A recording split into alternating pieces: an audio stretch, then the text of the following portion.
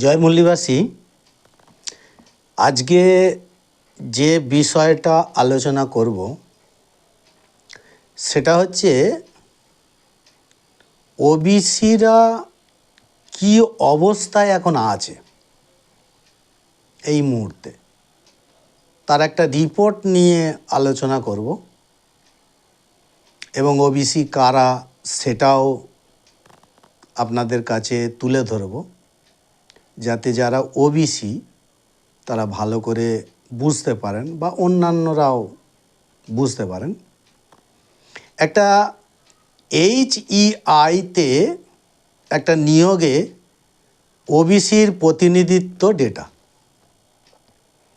এটা October 27, 2023 5:32 PM update করা হয়েছে এবং বলা হয়েছে ওবিসি থেকে অধ্যাপক, সহযোগী অধ্যাপক এবং সহকারী অধ্যাপকদের ভাগ প্রায় 27% হবে যখন সমস্ত স্তরের জন্য চাকরির একটি চক্র সম্পূর্ণ হবে।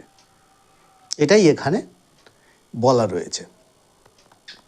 তা আমি প্রথমে আপনাদের কাছে একটু বলে দিই যে ওবিসি কারা, এটা একটু জানা এবং বোঝা বিশেষ করে ইন্টালেকচুয়াল যারা রয়েছেন আমাদের ভারতবর্ষে তাদের খুব প্রয়োজন। আমরা প্রথম কাকা কালেলকার কমিশন রিপোর্ট জানতে পারি এবং এই রিপোর্ট নিয়ে ওয়ামেন মেসরাম স্যার, বামসেপ এবং ভারত মুক্তি মোর্চার রাষ্ট্রীয় অধ্যক্ষ সারা ভারতবর্ষে প্রচার করেছেন এবং এটা ব্যাপকভাবে প্রচার করেছেন। জওহরলাল নেহেরু যখন প্রধানমন্ত্রী তখন কাকা কালেলকার কমিশন রিপোর্ট তৈরি হয় এবং সেই রিপোর্ট আজও পর্যন্ত পাবলিশড হয়নি। সেই রিপোর্টে ওবিসি কারা দেওয়া হয়েছে, যেমন ভারতবর্ষে এসসিরা ওবিসি নয় বা শূদ্র নয়। বেদের নিয়ম অনুযায়ী যে চতুর্বর্ণ তাতে শেষ বর্ণ হচ্ছে শূদ্র, অ্যাকচুয়াল ওরাই ওবিসি। এটা বাবা সাহেব আম্বেদকর হু আর শূদ্র বইতে লিখে গিয়েছেন। শূদ্র কারা, ওবিসি কারা, ওই বইটার মধ্যেই সমস্ত কিছু রয়েছেন। শিডিউল কাস্ট শূদ্র নয়, এরা বর্ণ বহির্ভূত জাতি, মানে অস্পৃশ্য, অচ্ছুত। এটা ব্রাহ্মণরা নির্মাণ করেছে। এবং শিডিউল ট্রাইব যারা, তারাও বর্ণ বহির্ভূত, আউটকাস্ট এদের বলা হয়। এও ভারতবর্ষে বাবা সাহেবের লেখা বই রয়েছে, আউটকাস্ট। তাহলে আমরা এসসি 15% আর এসটি 7.5%, অর্থাৎ 22.5% আউটকাস্ট হয়ে গেল। বাকি আমরা যেটা তথ্যে পেয়েছি যে ভারতবর্ষে ডিএনএগতভাবে যে ব্রাহ্মণ বিদেশি, ডিএনএ অনুসন্ধান রিপোর্টে যে মাইকেল বামসাদ, ওটাও বিশ্ববিদ্যালয়ের বিজ্ঞানী, তিনি প্রমাণ করে দিয়েছেন যে ভারতবর্ষে ব্রাহ্মণরা 3.5% বিদেশি। তো যদি আমরা এসসি এসটি 22.5% বাদ দিয়ে দিলাম, ব্রাহ্মণ 3.5% বাদ দিয়ে দিলাম এবং অল্প সংখ্যক ধর্মান্তরিত মানুষ, বিশেষ করে মুসলমানদের মধ্যে বেশ কিছু জাতি রয়েছে ওবিসি, তাহলে মোটামুটি ধরা যায় যে কাকা কাল্লেলকর কমিশন রিপোর্টে 52% বলা হয়েছে, তো আরও বেশি হয়ে যাবে, প্রায় 60%-এর কাছাকাছি ওবিসি। ওবিসিরা ব্রাহ্মণও নয়, শিডিউল কাস্টও নয়, শিডিউল ট্রাইবও নয়। তো প্রায় 60%-এর কাছাকাছি ওবিসি আছে, যারা নিজেদের জেনারেল বলে অনেকেই। জেনারেল কথাটা আবার সংবিধানে নেই। সংবিধানে এসসি, এসটি, ওবিসি এবং সংখ্যালঘু মাইনরিটির কথা বলা রয়েছে, জেনারেল কথা বলা নেই। কারণ জেনারেল কথাটা বলতে গেলে ওর মধ্যে বিদেশি ব্রাহ্মণ ঢুকে পড়ে 3.5%, আবার ওবিসিরাও ওর মধ্যে ঢুকে পড়বে। তাহলে এটা একটা কনফিউশন হয়ে যাচ্ছে জেনারেলের মধ্যে।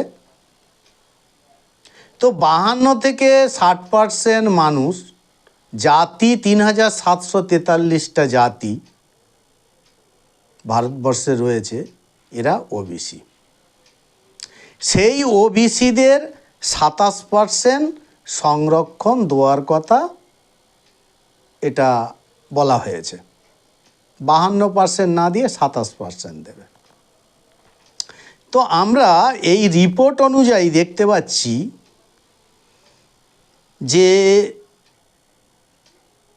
বিভিন্ন প্রতিষ্ঠানে পরীক্ষা হয়, এটাও ইউজিসির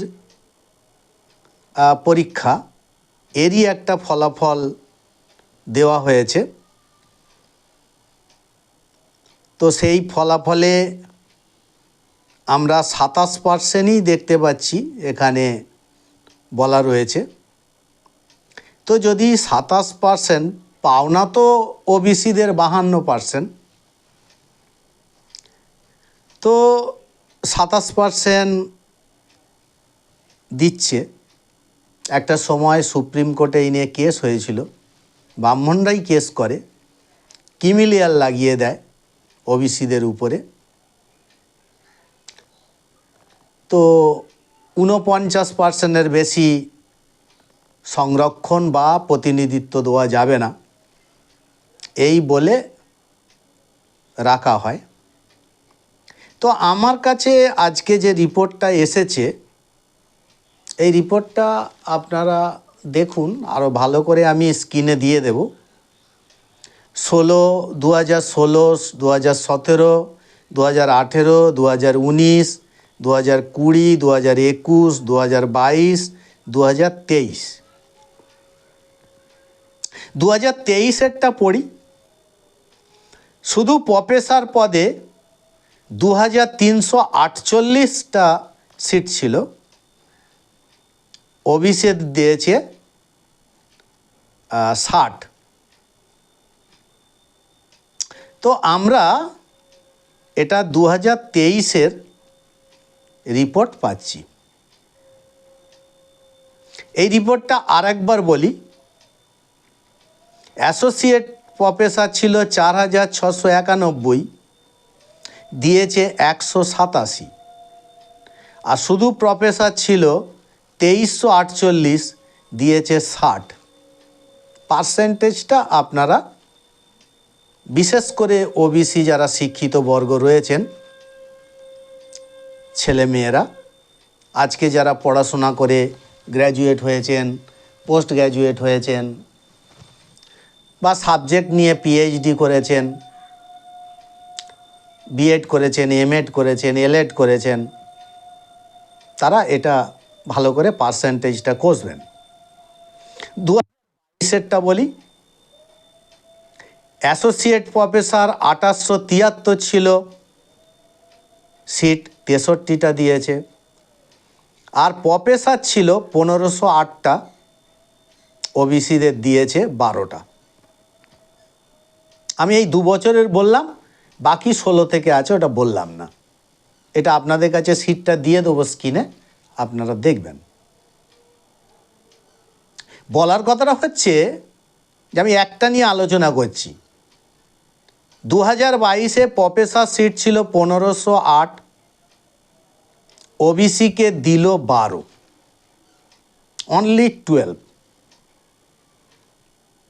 তাহলে আমরা 1508-এর মধ্যে যদি 10% পাই ওবিসিদের জন্যে, তাহলে 1500%, 10% হচ্ছে 150 হয়। আমি 10% যদি দেয় 150, তাহলে 12টা পোস্ট দিয়েছে, 10% নয়। যদি 20% দেয় 300 সিট হয়, 1508টা সিট, 12টা দিয়েছে। তো 12টা যে দেখতে পাচ্ছি, যদি 1% দেয় তাতে 15টা হয়, সেটাও নয়, 12, অনলি 12, 12। মানে 10% দিলে 150 হয়, আর 1% দিলে 15টা হয়। 1%ও দেওয়া হয়নি, 12টা, মানে 1%-এরও কম। এটা হচ্ছে 2022 সালে প্রফেসরের, এটা বলছি। এইটা বলা ওবিসিদের জন্যে খুব গুরুত্বপূর্ণ, যারা আদার ব্যাকওয়ার্ড ক্লাসেস, মানে অব্রাহ্মণ কিন্তু এসসি নয়, এসটি নয়, ব্রাহ্মণও নয়, নিজেদের জেনারেল বলেন। অ্যাকচুয়াল কাকা কালেলকার রিপোর্ট অনুযায়ী আপনারা ওবিসি, আদার ব্যাকওয়ার্ড ক্লাসেস। আমি এটা বিশ্লেষণ করার কারণ হচ্ছে, ভারতবর্ষে বর্তমানে পৃথিবীর শ্রেষ্ঠ ডেমোক্রেসি নাকি চলছে। আমরা প্রায় শুনতে পাই পৃথিবীর শ্রেষ্ঠ গণতান্ত্রিক দেশ ভারত, শ্রেষ্ঠ ডেমোক্রেসি ভারত। তো যদি শ্রেষ্ঠ ডেমোক্রেসি হয়, তো ডেমোক্রেসি সংখ্যানুপাতে প্রতিনিধিত্ব পেলে তবে তো ডেমোক্রেসি, তবে তো গণতন্ত্র, না হলে কোন তন্ত্র চলছে? আমি ঠিক আরও কিছু তথ্য দিয়ে দিই। সবচেয়ে বড় executive rank, IAS, IPS, IRS, IFS,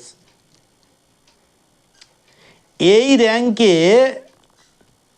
79 প্রায় 60, অর্থাৎ নিয়ার অ্যাবাউট 80% ব্রাহ্মণ চাকরি করে।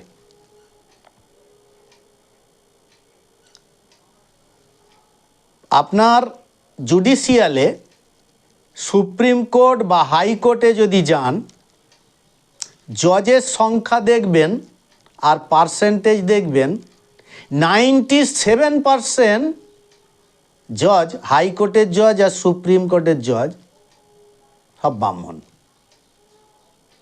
শুধু তাই নয়, কোনো কম্পিটিশান পরীক্ষা হয় না জজের, সুপ্রিম কোর্ট বা হাইকোর্টের। কোনো জুডিশিয়াল সার্ভিস কমিশন নেই, কলেজিয়াম সিস্টেমে রিক্রুট হয়, যার যেটা পরিচিতি আছে তাকে ঢুকিয়ে দেয়, আর ব্রাহ্মণরাই বেশি ঢোকে। ভারতবর্ষে যে মিডিয়া চলে তার প্রায় 100%ই ব্রাহ্মণ। আর পার্লামেন্টে তো সব দল মিলিয়ে ব্রাহ্মণের সংখ্যাই বেশি। তো গণতান্ত্রিক দেশের মূল 4টে পিলার, সাংসদ, বিচার ব্যবস্থা, এক্সিকিউটিভ, আধিকারিক বিভাগ, মিডিয়া, সবটাই ব্রাহ্মণদের দখলে। তো যারা জেনারেল বলেন ওবিসি,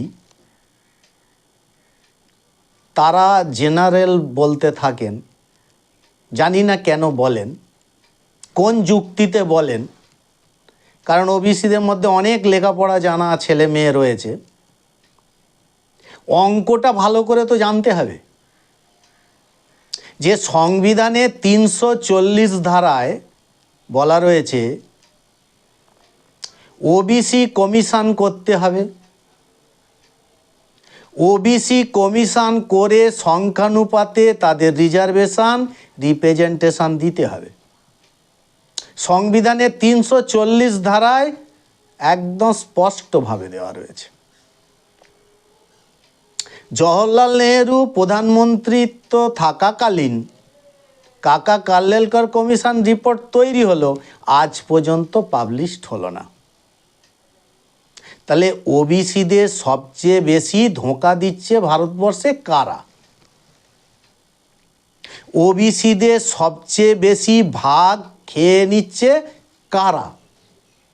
এটা আজকের ভিডিওর সবচেয়ে বড় প্রশ্ন ওবিসিদের কাছে, যারা নিজেদের জেনারেল বলেন। অর্থাৎ তাদের ডিএনএ কিন্তু R1A1 নয়। ব্রাহ্মণদের ডিএনএর সাথে তাদের ডিএনএর ম্যাচ করে না। ব্রাহ্মণরা বিদেশি ইউরেশিয়ান, তাদের ডিএনএ R1A1। ওয়ারেজ ওবিসিদের ডিএনএ 52% ওবিসি, এখন প্রায় 60%। তাদের ডিএনএ L3MN এবং তারা ভারতবর্ষের মূল নিবাসী। তো তাদের 52%-এর ভাগ কারা খাচ্ছে এটুকু জানার প্রয়োজন, বিশেষ করে শিক্ষিত বর্গ, ইন্টালেকচুয়াল বর্গ। আমি এই বিশ্লেষণটা এই কারণে করলাম যে 2022 সালের প্রফেসর 1508টা সিট ওবিসিদের দিয়েছে 12টা, মানে 1% যদি হয় তাহলে 15টা হয়, তাহলে 1%-এর নিচে। ওবিসিদের 1%ও দেওয়া হয়নি। আর সুপ্রিম কোর্টের জজ, হাইকোর্টের জজ 97% বিদেশি ইউরেশিয়ান ব্রাহ্মণ। এক্সিকিউটিভ 80% প্রায় ব্রাহ্মণ। মিডিয়া প্রায় 100% ব্রাহ্মণ। তো ওবিসিদের এটা জানা এবং বোঝা খুব প্রয়োজন। কারণ ওবিসি ভারতবর্ষে ব্রাহ্মণরা যে শূদ্র বর্ণ তৈরি করেছিল, ব্রাহ্মণরা কিন্তু নিজেদের ভাঙেনি বা টুকরো টুকরো করেনি। বর্ণ ব্যবস্থায় ব্রাহ্মণ সবার উপরে, তাদের একটাই বর্ণ, একটাই জাতি।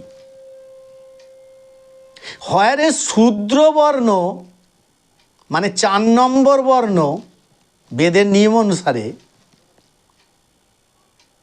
এ বাবা সাহেব হুয়া শূদ্র বই লিখেছেন, ব্রাহ্মণরা তাকে 3743টা টুকরো করেছে, জাতি নির্মাণ করেছে।